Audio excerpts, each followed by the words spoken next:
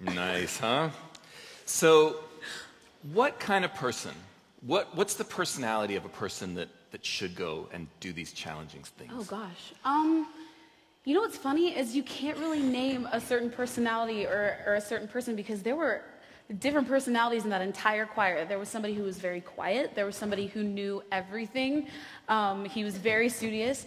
There was me, who's kind of like, I'm kind of all over the place and just so excited and very excited to do everything. So I think anybody who just really has the hunger just for knowledge and the hunger to learn about other people and different places, I think is probably the people that want to go. And that can be anybody.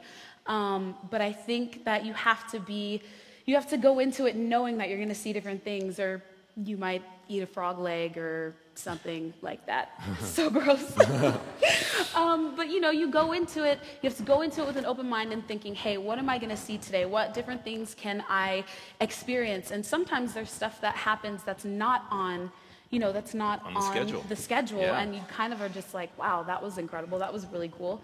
So I think just somebody who's just really excited to learn, for sure. Right. Awesome. Yeah, that's kind of everybody. Everybody, yes. Yeah. So next up, we're going to take a little bit of a different look at Jordin, because we found out midway through the trip that she actually loves to cook.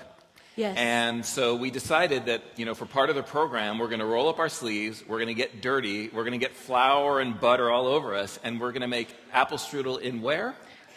We made Applestrudel in Villa Blanca, which is in Austria. And Villa Blanca is one of the most elite culinary schools over in Europe.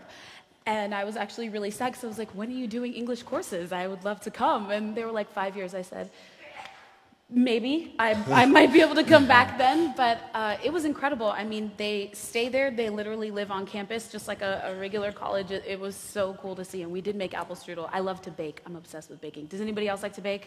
Anyone? Or cook, anything of that matter. Does anybody like to eat? I like to do that too. So that's, okay. All right, good. So we really had a good time. All right, so my question then is, do we want to see Chef Jordin Sparks? All right. Let's roll the video. Oh, that's my brother PJ. So we head to Villa Blanca, a school on tourism, Austria's #1 industry. Inside we meet the head chef who shows us the art and science of Applestrudel. Today I try to teach you how we make the Applestrudel. To be able to come to Villa Blanca and, you know, have the head chef and cook show us how to make Austrian Applestrudel is like the most amazing thing. Now this may come as a shock to most people, but the key to good Applestrudel is basically 4 ingredients: butter, butter, butter, and apples. That's the way. It was fun being in the kitchen and like actually doing it and rolling it. We found, well, discovered new techniques and different things. We got to pick our partners and actually go in the kitchen. We laid out the dough, put the filling in. And, you know, it was awesome. The chef there that taught us, he was really cool. I believe the word the chef used was perfect. Perfect Applestrudel. So what happened was we made all these Applestrudels, and then we took them on the bus, and the bus ended up smelling like a bakery. It was delicious. But then we couldn't eat them for a good like hour because they wrapped them in foil, so they stayed super extremely hot. And that we were all like, bring the Applestrudel, and then it was soggy, but it was still delicious. It was so good. You know, and it's sort of funny, really interesting, guys, because this is probably like halfway through the trip now, and I wanted you to talk a little bit about, so all these people on the trip, at first they don't know each other. Yeah. Now you're doing all this stuff together. What happens amongst the group? Well, the cool thing was the choir, there were 14 kids in the choir, right? 14? Yeah. 14, I think. Yep. So they all knew each other. They went to school together, and they knew who I was just from, you know, seeing me sing or whatever it was, and they knew PJ just because on Idol, everybody saw my family, and it was kind of one of those things where it was like, oh my gosh, it's so exciting. Oh my gosh, we're going to be spending 2 weeks with her. What's she going to be like? And so it was nerve-wracking. I didn't know how it was going to be either, but I love people. I like getting to know people, and we had a blast. There was one point, I don't know if they got it on film, but there was this book that one of the girls was reading, and it was the funniest book I think I have ever read.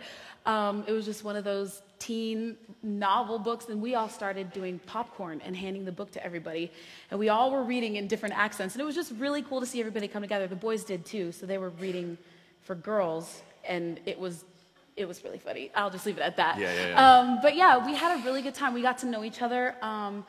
I actually miss them. Like, I'm seeing the pictures going, oh, Kiana and everybody. Because it's like you kind of develop a second family. Yeah, and it does get so crazy too, because the kids as well, like when you guys go, you'll have roommates, you'll be staying with different people when you go. So you start to get to know everybody a little bit better than you thought you did. You're with them for 24 hours a day. You're going on everything with them. You're going through all these adventures with them. I mean, the kids had to walk like a mile in the rain to get breakfast one day. That was what they were telling me the day I got there. In Austria, they camped out and there was a thunderstorm. Then they woke up and went and got eggs and made their breakfast. And so you're doing all these experiences with them, and you really develop close bonds. And I mean, I developed bonds with them. Yeah, that's and, amazing. I had to leave and I missed them.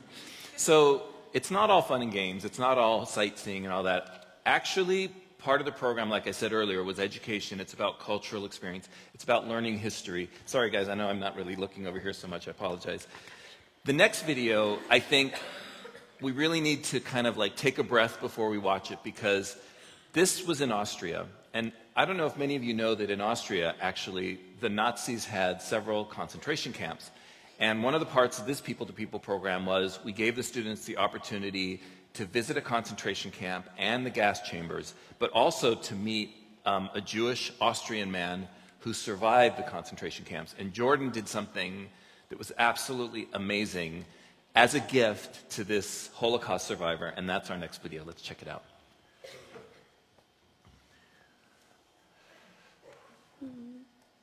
Amazing grace, how sweet the sound that saved a wretch like me. I once was none, but now was none, but now I see. How about a little applause for Jordin there?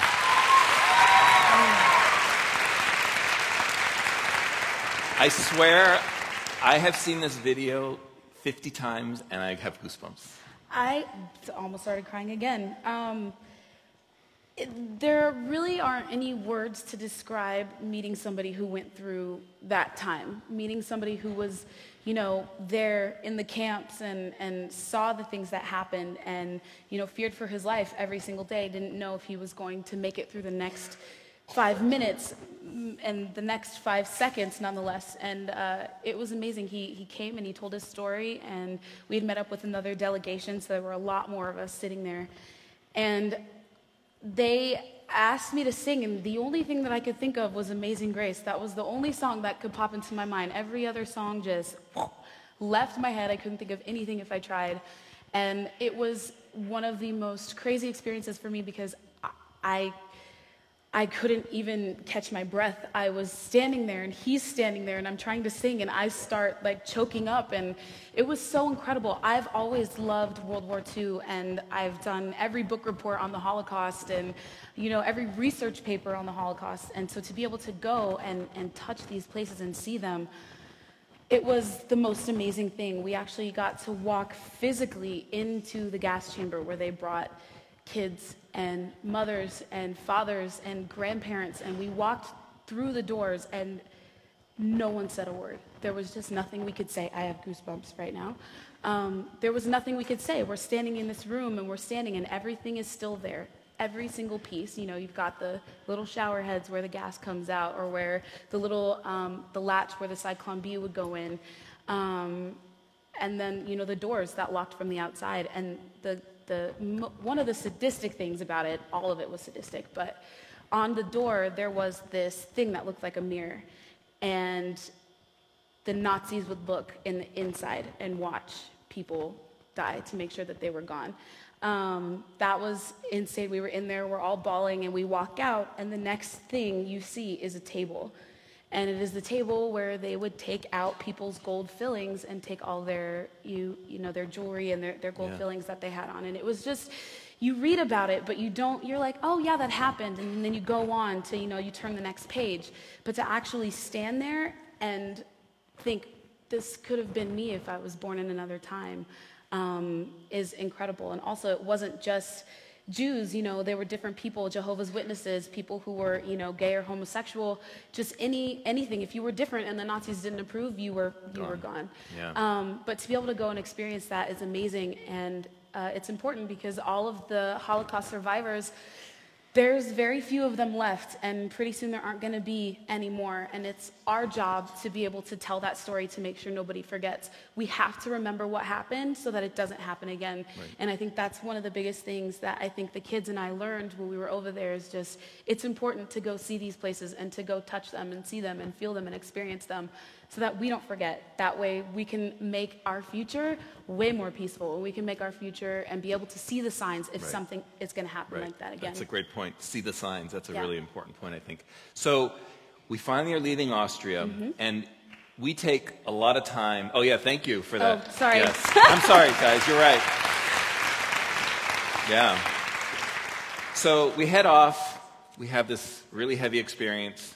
Then we have one more little day in Austria, and then we get on a long bus ride that heads to Paris, and we're going to check out that video now. Yeah.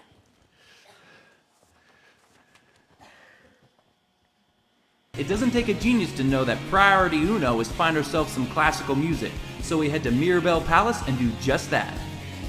Right, Derek? Right. What are we gonna do? We are about to see a concert of classical music. I am uber excited. That's you. It's German. But where? Where they film the Sound of Music?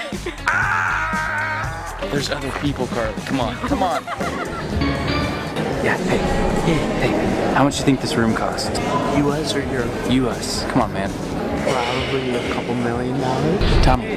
Maybe 1.5 million on a good day. On a good day. Well, the euro is strong right now. Right. Euro strong.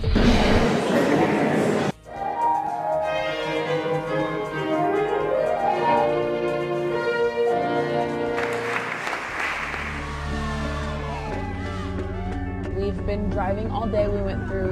We're going to have gone through 3 countries by the time we get to Paris tonight, so I'm really, really excited.